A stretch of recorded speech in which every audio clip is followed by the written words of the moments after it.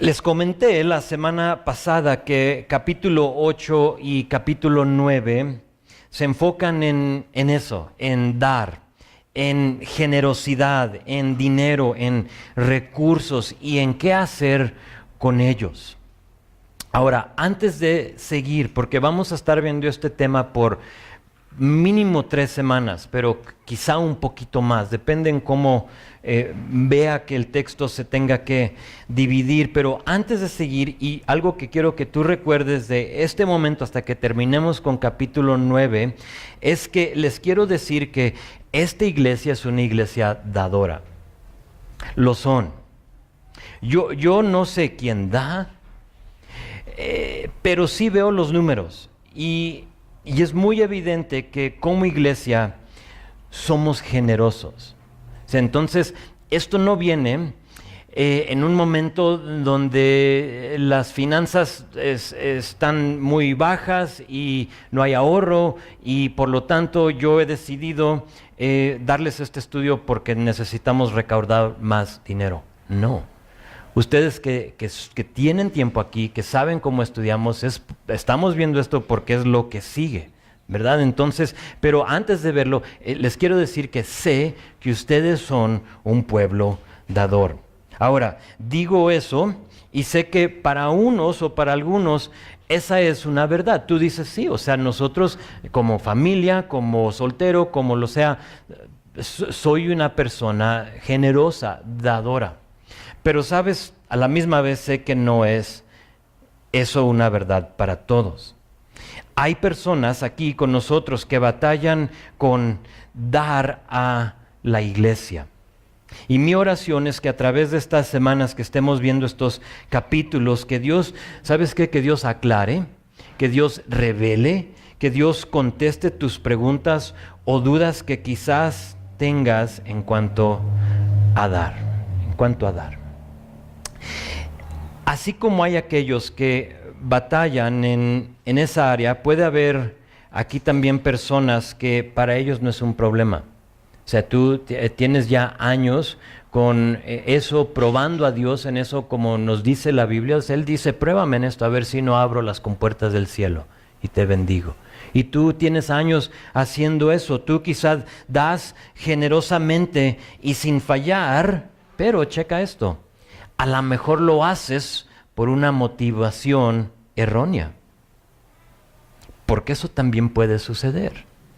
Entonces, de la misma manera, yo pido que en estas semanas Dios use su palabra para aclarar, para revelar, para contestar quizá tus dudas. Todavía más allá, quizá hay alguien aquí que da de sus recursos generosamente y lo hace con la motivación correcta, pero el dar de tu tiempo y tu talento es un problema. Ahí sí te cuesta.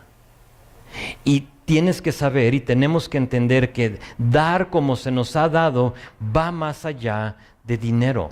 No es simplemente con tus recursos, sino que es también tu talento. Cuando hablo de talento, es los dones que Dios te ha dado, las cosas que Él ha puesto, así como Él te diseñó en el vientre de tu mamá y te conoció antes de que estuvieras ahí. Dios te ha diseñado con dones, con habilidades que Él quiere que uses para Él, pero muchas veces no las quedamos.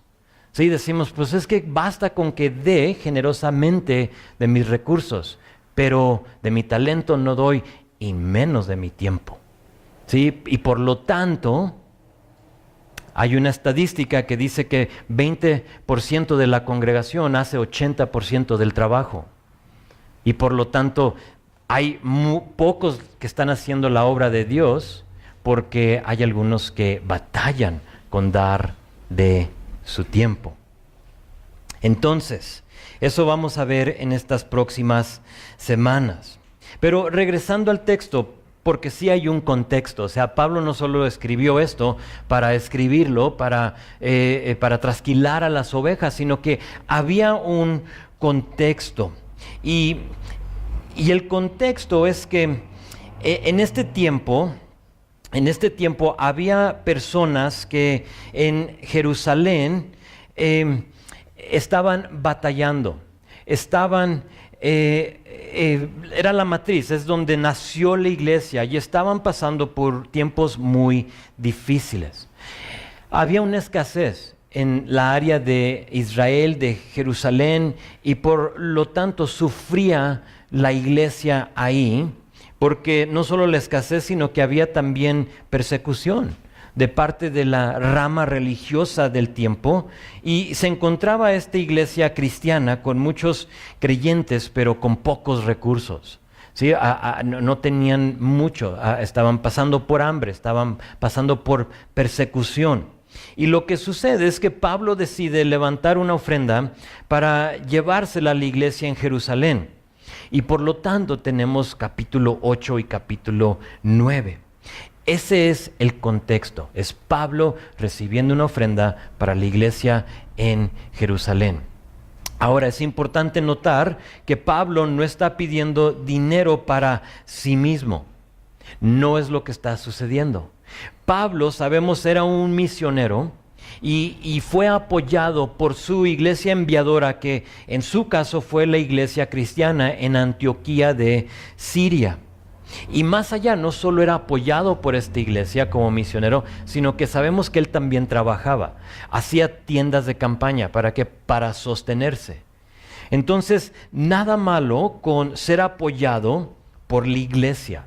Tampoco está diciendo eso Pablo, o sea, que cada pastor trabaje de su parte y que no, porque tampoco no le vas a poner bozal al buey que trilla, ¿sí? Entonces, es bueno, una iglesia debe de apoyar y debe de respaldar a su pastor, y si es de un tamaño en el cual se requiere administración y otras personas para que de eso se sostengan, es bueno.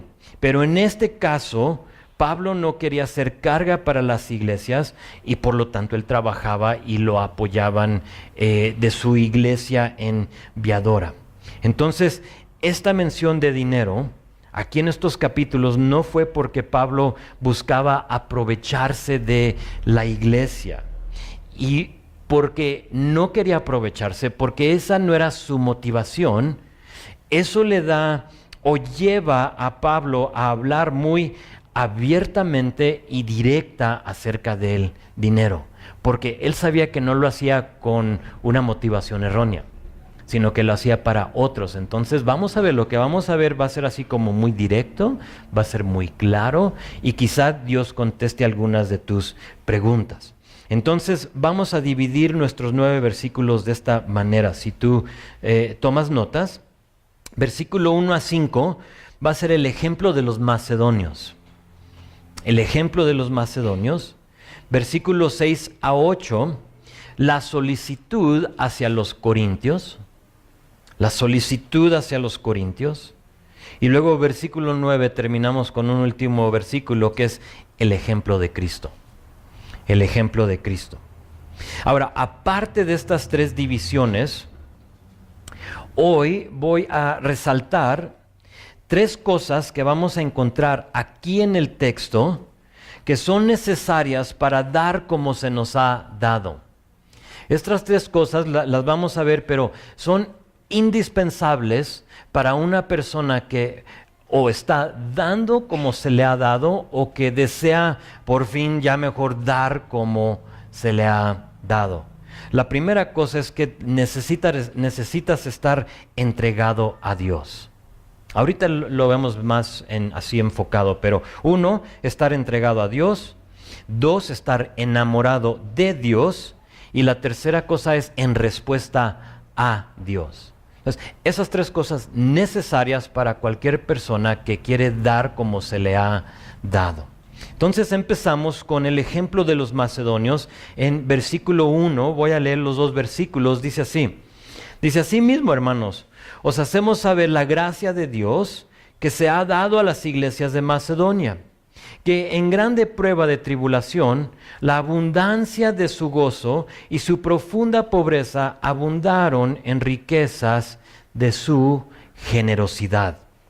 Nos detenemos ahí para ver que Pablo no solo había ido a la iglesia de de Corinto para recoger una ofrenda, sino que también había involucrado a otras, había ido a otras iglesias.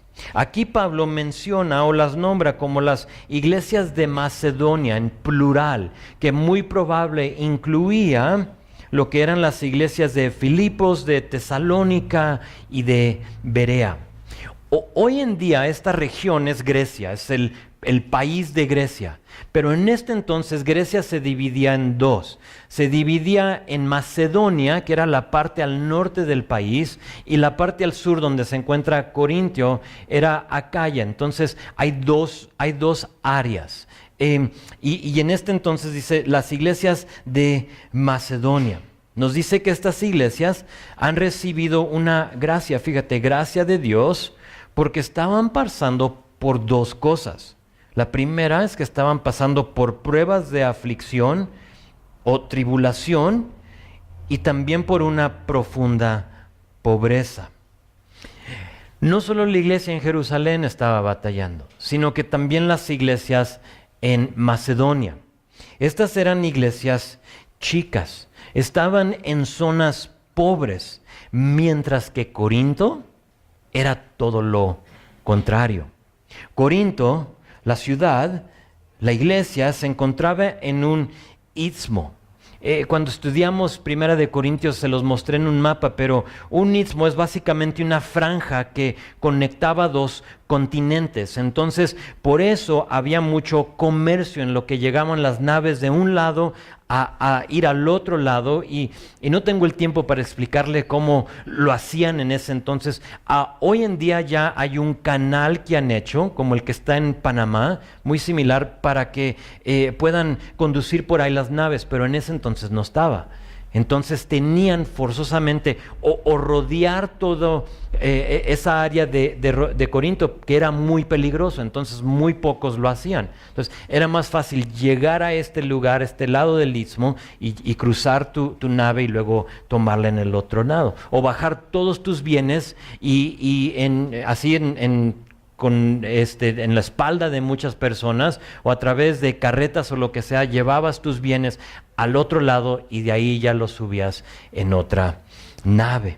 Entonces había comercio, la economía prosperaba en Corinto, pero a las iglesias o el área de Macedonia no tenían ese lujo. Eran iglesias más pequeñas, más pobres. Ahora noten cómo describe verso 2 lo que estaba pasando en estas iglesias a pesar de esta tribulación, a pesar de esta pobreza. Dice, hay una abundancia de gozo, es decir, que rebosaban de abundante alegría. Y no solo eso, sino que abundaban en riquezas de su generosidad. Es decir, que se desbordó una gran generosidad a pesar de estar pasando por dificultades y de pobreza. Primera cosa que es sumamente importante que nosotros entendamos es que la dificultad y la pobreza no son o no deben de ser impedimentos, estorbos o obstáculos para dar. No lo son. Las iglesias de Macedonia no lo comprueban. Sería muy fácil decir, pues soy pobre y más allá estoy pasando por dificultad y mejor me lo quedo, ¿verdad? Porque no sé qué viene mañana. Pero aquí vemos que en lugar de impedir, como que esa tribulación y esa pobreza los impulsó. ¿Sí te fijaste? Los impulsó, que es totalmente contrario a como nosotros vemos las cosas. ¿Sí? Es muy posible que pueda haber aquí personas que digan, porque soy pobre no doy. Muchas veces pensamos que el dar, así entre comillas, es solo para los ricos o los que tienen en abundancia, y se nos olvida, fíjate, se nos olvida de las dos moneditas de cobre de la viuda en Lucas 21. ¿Se acuerdan la historia? Jesús se sentó ahí en una área donde él pudo ver, donde estaba así la cajita en la cual le echaban el dinero. Y los ricos, los que tenían, pues dice esto, dice Jesús, dice que él vio a la viuda y dijo, les digo la verdad, esta viuda pobre ha dado más que todos los demás. Dice, ellos dan de lo que les sobró, pero ella dio de lo que no tenía. A Dios no le importa la cantidad, sino que tu corazón. Eso es lo que Él quiere. La cantidad para Él no importa. Sígueme ahí a Salmo 50. No lo tengo ni en mis notas, entonces sígueme rápido, Salmo 50, para que veas que Dios no necesita tu dinero. Es algo muy importante que tú y yo tenemos que entender. Por si dices es que es mío, está bien. Si piensas que es tuyo, creo que en estas semanas, próximas semanas, quizá hoy, te vas a dar cuenta que ni es tuyo. Sí, pero por si tú ahorita dices, es que es mío, ¿sí? Yo me lo quedo, yo no voy a dar. Dios te diría, quédatelo, no lo necesito. Te lo compruebo. Ve Salmo, ve versículo 10. ¿Están conmigo? Amén. Dice, porque mía es toda bestia del bosque, y los millares de animales en los collados. Conozco a todas las aves de los montes y todo lo que se mueve en los campos. ¿Qué dice? Me pertenece.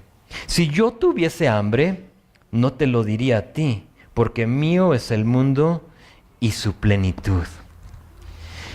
Que te quede muy claro, que nos quede muy claro que Dios no necesita nuestro dinero. Dios no ha declarado bancarrota. Ahora, Dios lo usa. Si tú puedes entender lo que es, Dios lo quiere usar. Pero más quiere hacer algo en ti. Para Él la cantidad no es importante, sino que tu corazón. Entonces Pablo le dice a los corintios, déjenles cuento de las iglesias en Macedonia, pobres, en tribulación, pero gozosas y generosas. A veces nos encontramos pobres y en tribulación, pero tristes y tacaños. Aguas. Verso 3. Pues doy testimonio de que con agrado han dado conforme a sus fuerzas y aún más allá de sus fuerzas, pidiéndonos con muchos ruegos que les concediésemos el privilegio de participar en este servicio para los santos. No sé si lo captaste, pero da a entender que Pablo les dijo que no dieran tanto. O sea, fíjate en verso 5, con muchos ruegos nos pidieron que les dejáramos participar en el servicio para los santos. Cuando yo leo eso, yo lo entiendo de esta manera. Es como Pablo diciendo, recibimos la ofrenda de estas iglesias y les dijimos que era demasiado. O sea, es mucho. Sabemos su condición económica y sabíamos que habían dado de lo que no tenían, pero nos insistieron. O sea, sabíamos que estaban batallando, pero ellos decían, no, les rogamos, te rogamos, Pablo, déjanos dar lo que hemos dado. Ahora, ¿cómo puede una persona insistir o rogar, como dice nuestro texto, cuando todo dice lo contrario? Vas al cajero y aún ni te deja poner tu NIP porque ya inmediatamente detecta que no hay dinero en la cuenta. O sea, la metes y ¡fum! Caray, déjame por lo menos ponerle el NIP, ¿no? Para checar el estado de cuenta. No hay nada, tú sabes que no hay nada. Entonces deja a la persona que está atrás de ti. ¿Sí? ¿Cómo es que podemos insistir cuando todo dice lo contrario? Solo por haberse primero entregado a Dios. Ahí es donde viene eso lo que les dije. La primera cosa para ser una persona dadora es ser entregado a Dios. Ve verso 5. Dice, y no como lo esperábamos, sino que asimismo se dieron primeramente a Dios y luego a nosotros por la voluntad de Dios. Creo que todo gira alrededor de primero entregarse uno a Dios. Lo único que nos va a impulsar a ser dadores cuando las finanzas no cuadran será nuestra lealtad a Dios.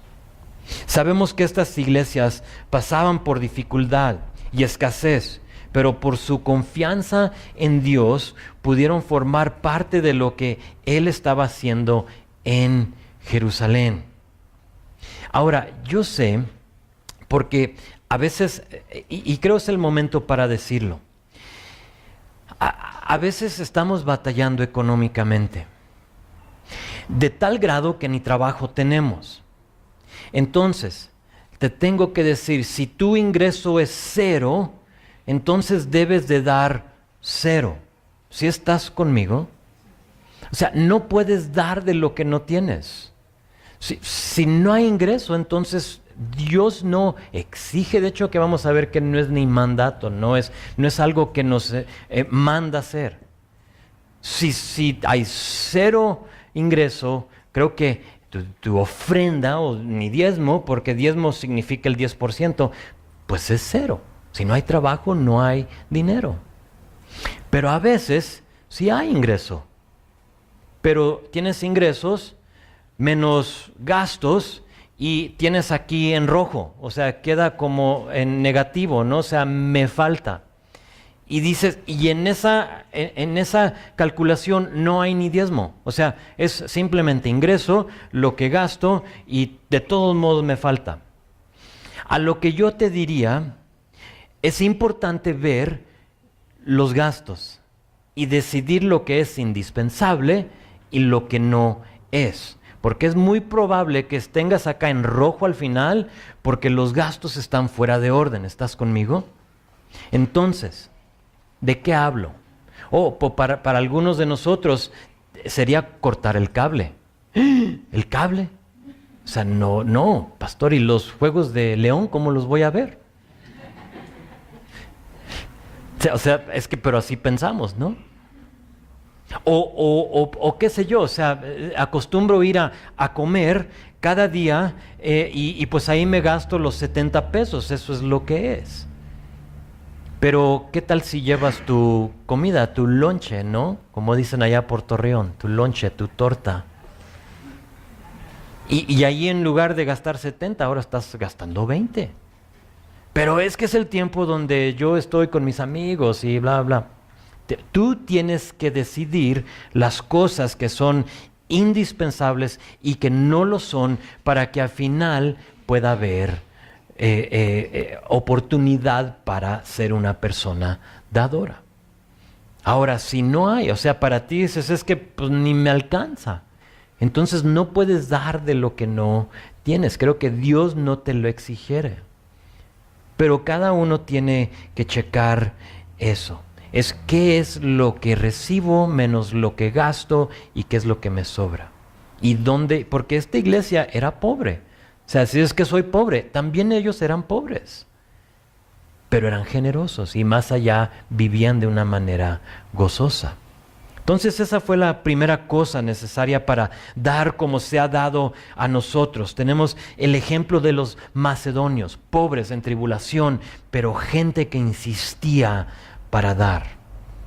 Ahora vamos a ver la solicitud hacia los corintios, porque esta carta fue escrita a la iglesia de Corintio, entonces ese fue el ejemplo. Ahora vamos a ver lo que les dice, verso 6.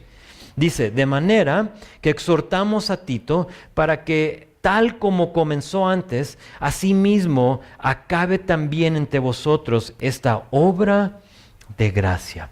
Evidentemente Tito fue el que primero les plantó la idea de apoyar a la iglesia en Jerusalén y aquí Pablo dice, Tito va para que acaben esta obra de gracia. Esa frase se me hace muy interesante, obra de gracia.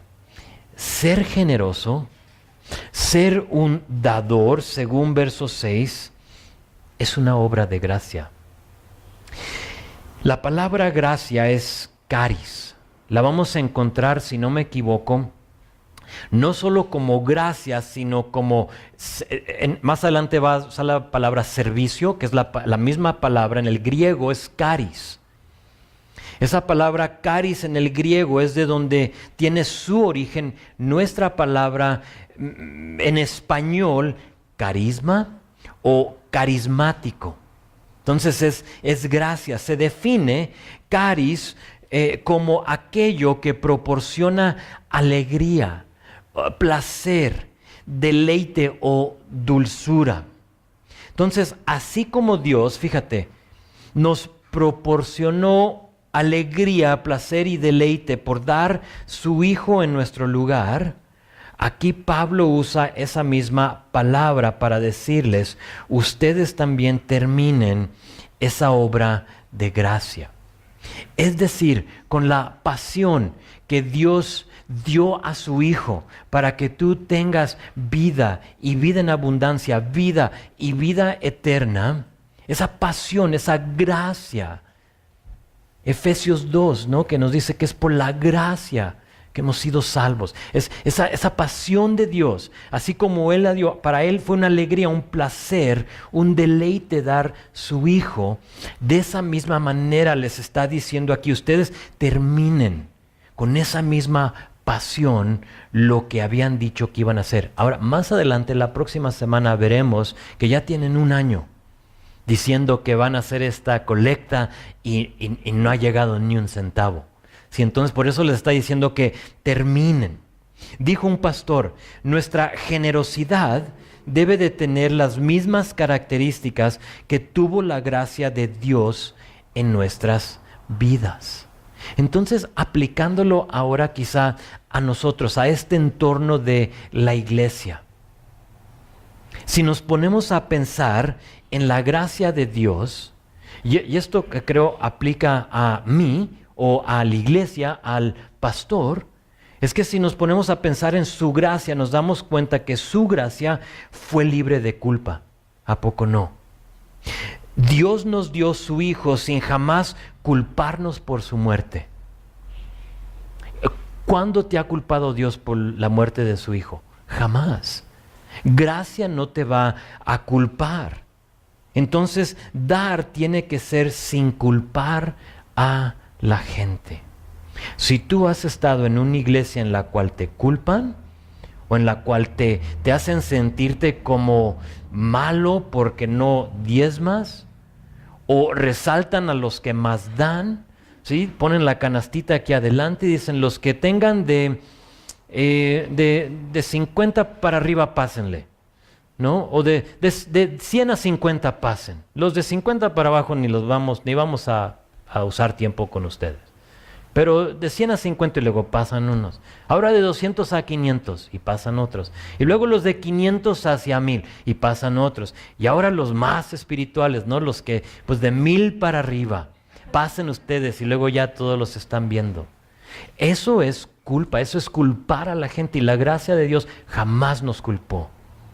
Entonces aguas, checa eso en donde tú te congregues. La gracia de Dios también fue dada sin la expectativa de pago a cambio. Entonces, igual, damos sin la expectativa de recibir un premio o reconocimiento en la iglesia. Es decir, yo ahora tengo 1000, entonces, pastor, llame a los de 1000 porque quiero que todos me vean. ¿Sí? Eso es diferente a lo que es la gracia. La gracia, cuando Dios dio, no te lo dio con recibir algo, con querer recibir algo a cambio, sino que te lo dio gratuitamente, dice, aun cuando éramos pecadores. ¿Cuántos no hoy en día han rechazado la gracia de Dios y aún así Dios no la dio? No es con la expectativa, ahora el deseo sí. Y debemos de dar con la expectativa de no recibir nada. ¿Por qué? Porque vimos en capítulo 5, ustedes que estuvieron aquí, que nuestra recompensa la vamos a tener y Él nos la dará ante el tribunal de Cristo, ¿recuerdan? Donde Él nos va a premiar. Esa es la recompensa. Ahorita no dejes que una mano sepa lo que está haciendo la otra. Por eso para mí, cuando se cuentan los diezmos, a mí me encanta porque a veces me toca contarlos junto con otra persona. Jamás lo hacemos solo una persona. Y de eso lo veremos la próxima semana en cuanto a la contabilidad, de que ustedes sepan de que una persona nos está quedando con todo y todo lo demás. Eso es la próxima semana. Pero me encanta de que nadie le pone nombre al sobre. Y si te ha dado la tentación de hacerlo, no le pongas tu nombre, porque esa será tu recompensa. de que la persona que lo abra diga, ah, mira, pues el hermanito fulano de tal dio tanto, ¿sí? Y fue porque diste los 1,000, ¿no? Pero cuando das los 50 pesos, no, pues ni nombre le pongo, porque no va a decir que digan, pues, el que tacaño, ¿no? Entonces, por favor, no lo hagas. Y es bueno, me encanta que cuando se abren los sobres, quién sabe, y a veces hay gente que ni sobre le pone, y eso hasta me gusta más. O sea, ahí está, es para Dios, no quiero que nadie sepa.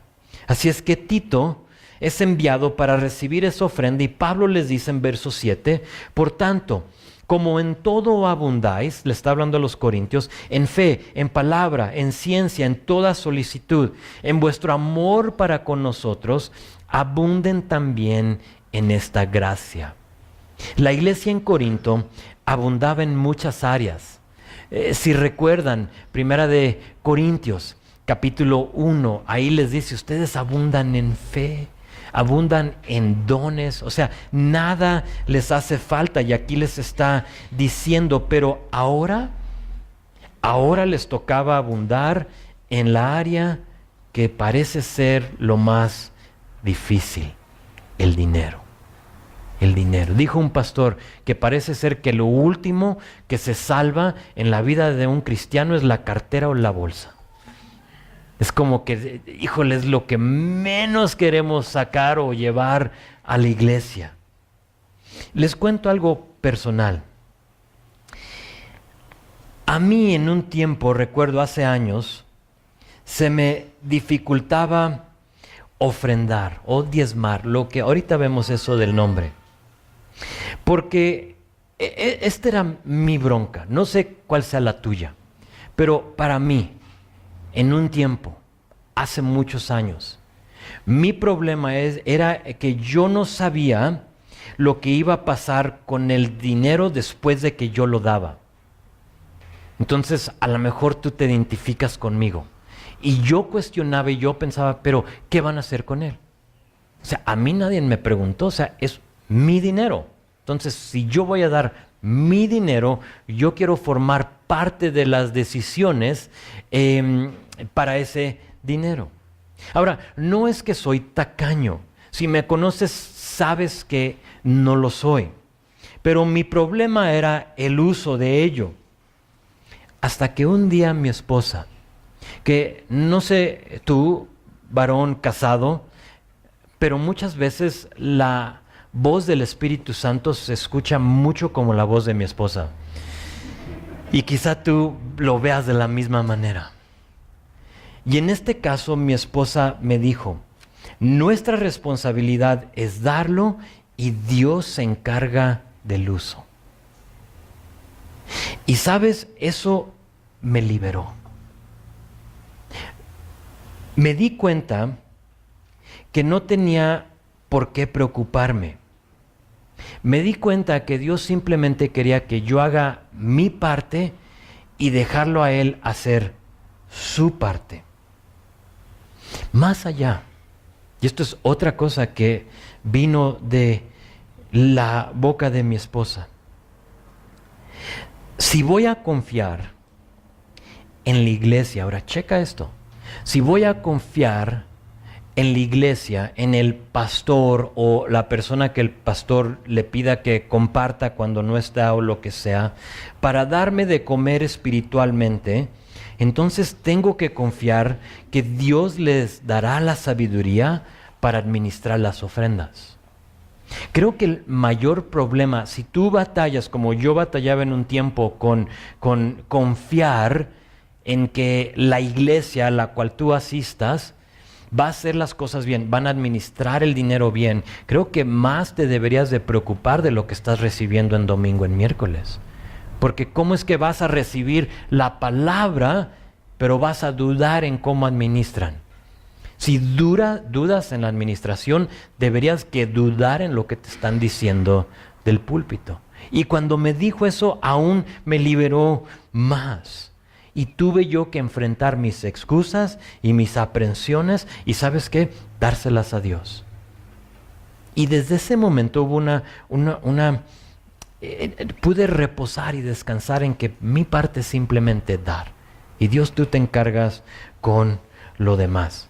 Pero ¿qué si lo están usando erróneamente o se lo quedan? Porque ¿a poco no ha habido historias de que el pastor recauda y fuga, ¿no? Y para el próximo domingo ya no está.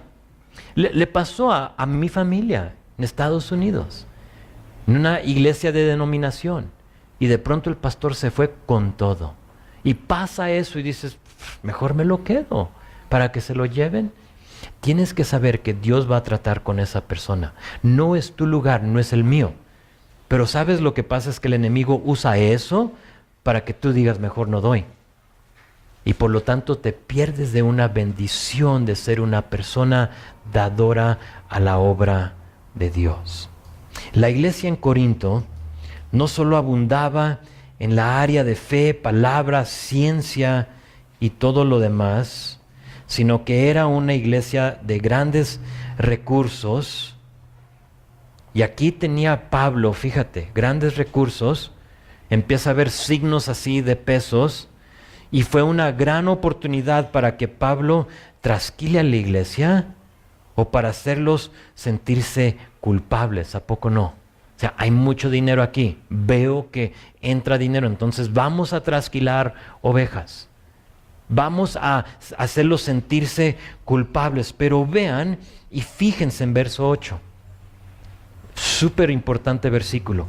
No hablo como quien manda, sino para poner a prueba, por medio de la diligencia de otros, también la sinceridad del amor vuestro. Vean la primera frase. No hablo como quien manda.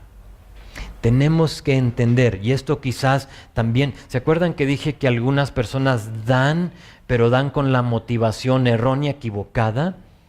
Esta puede ser una de ellas, porque tenemos que entender que el dar es voluntariamente. Nadie te debe forzar a dar.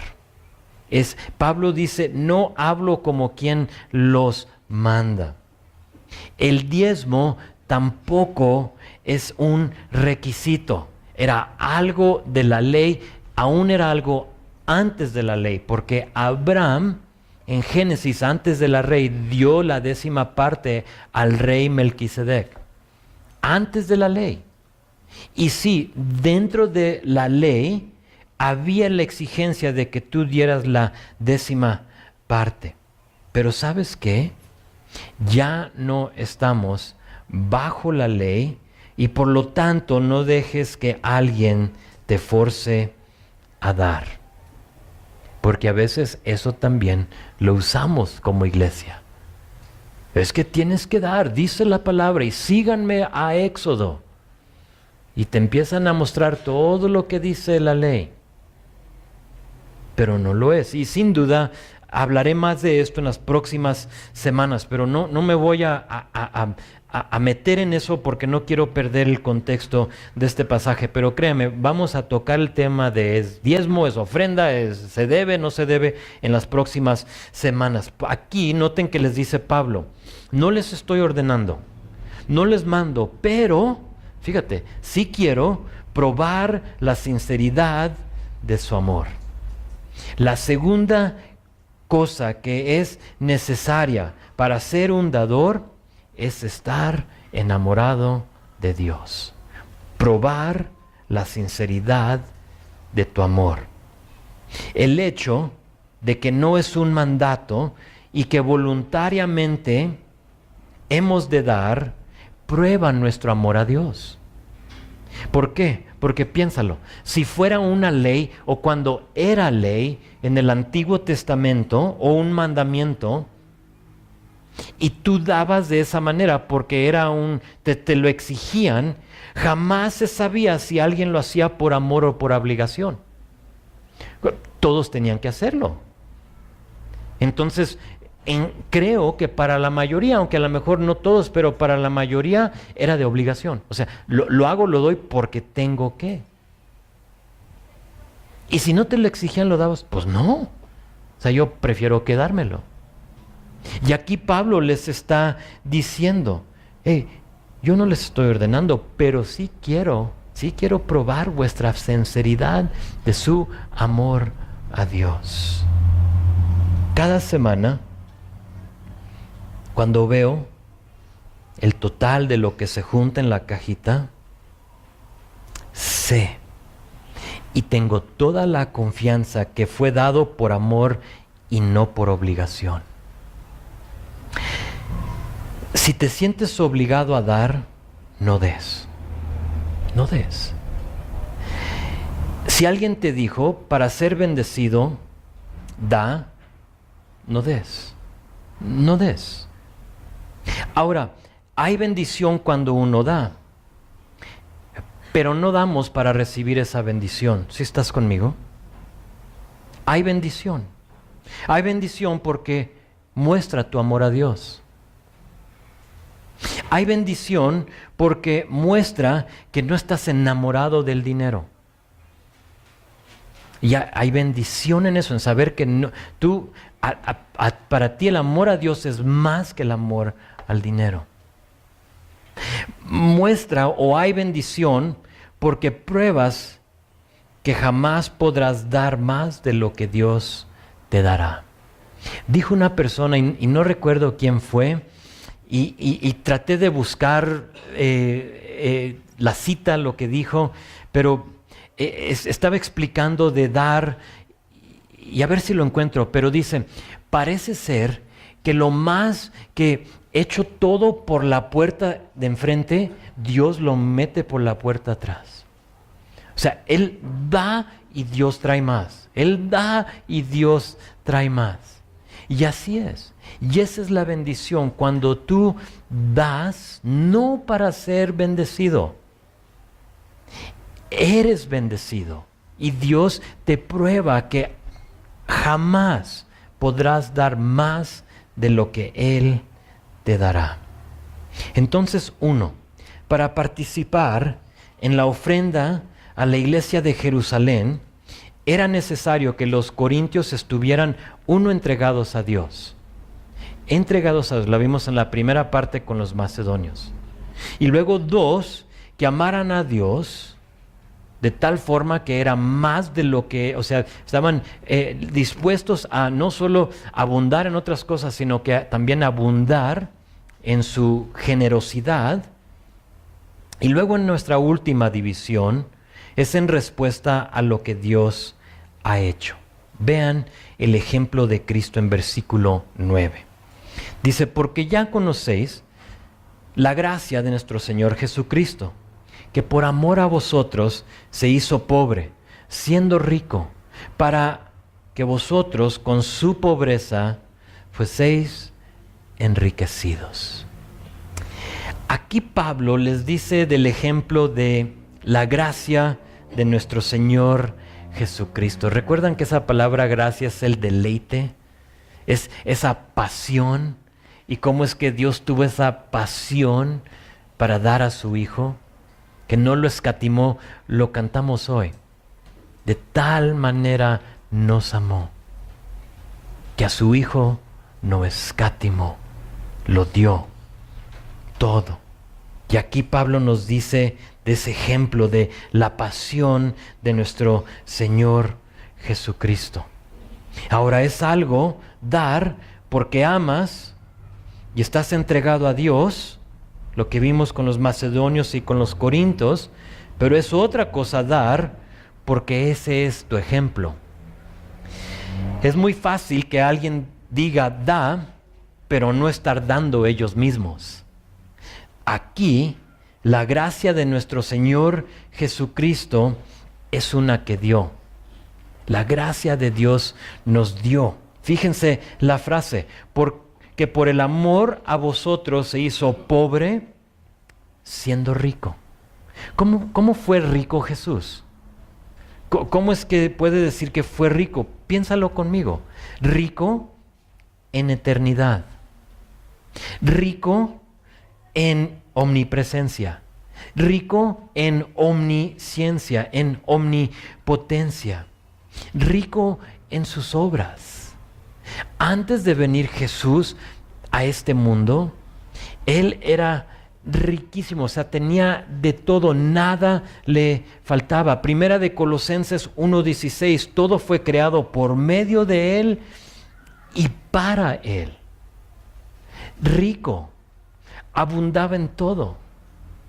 Y imagínate formar parte de la creación de los cielos, de la tierra, del mar y de todo de lo que existe en él. Imagínate ser el creador de todo lo visible y de lo invisible, tener dominio sobre todo y decir, por el amor que tengo al ser humano me hago pobre. Ese es el ejemplo de nuestro Señor Jesucristo. Creo que si hay una definición de la palabra dar, esa tiene que ser, que siendo rico se hizo pobre.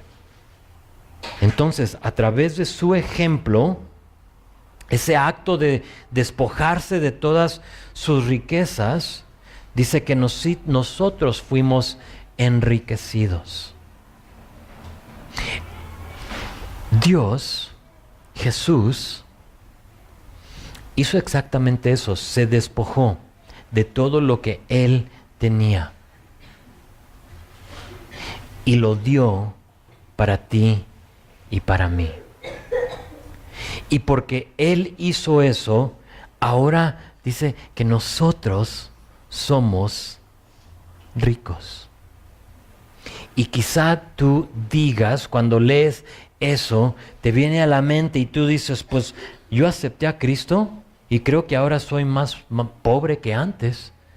O sea, yo en un tiempo tenía más dinero de lo que tengo hoy.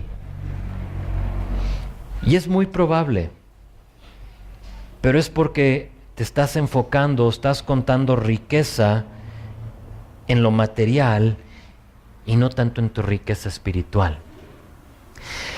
Las riquezas que ahora tenemos no son en forma de pesos, aunque Dios es tan bueno y de esa manera también bendice.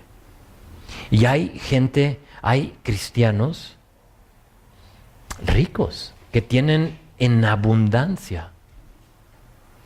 Y dentro de esos hay algunos que son demasiadamente generosos. Hay un pastor que si lo nombro, no lo voy a nombrar, pero si lo nombraba tú conocieras su nombre, ha escrito un libro, varios libros, pero uno de ellos se han vendido millones de copias. Y en una entrevista lo oí decir que él diezma el 90% y vive del 10% de su ingreso. La iglesia a la cual él asiste o sirve, no toma un sueldo, o sea, no hay sueldo para él. Él vive del ingreso de la venta de sus libros, pero fíjate, vive del 10% y diezma el 90%. Y digo yo, él, aunque es muy criticado y hay muchas cosas que quizás se puedan decir de él, eso sí lo puedo respetar. Las riquezas que ahora tenemos son en forma de vida eterna, Juan 3:16. La tenemos en forma de paz que sobrepasa entendimiento, Filipenses 4, capítulo 7. Y no solo eso, sino que también tenemos o se ve esa riqueza celestial o eterna en un gozo inexpresable. Primera de Pedro, capítulo 1, versículo 8. Dice que se alegran con un gozo indescriptible y glorioso. Esa es la riqueza que Dios nos brinda. Eso es lo que Dios ha hecho por nosotros. El ejemplo de Jesucristo viene siendo la última cosa necesaria para dar como se nos ha dado. Y cuando te das cuenta cuánto se te ha dado, no te queda otra más que ser un dador. Ser una persona que da. Dijo un pastor, la generosidad es imposible aparte de nuestro amor por Dios, pero con tal amor, la generosidad no solo es posible, sino inevitable. Es inevitable. Eventualmente te va a caer el 20 de que todo se ha dado por ti y que de esa misma manera tú puedes ser igual al ejemplo que tienes en el Señor. Entonces vamos a concluir con lo siguiente. En las próximas semanas veremos más acerca de este tema de dar, de ofrendar, de diezmar o cualquier nombre que tú le quieras dar. Y si te fijaste hoy, aunque usé la palabra diezmar, aunque usé la palabra ofrendar, nota que no le puse mucho énfasis o importancia al nombre. No te preocupes en el nombre.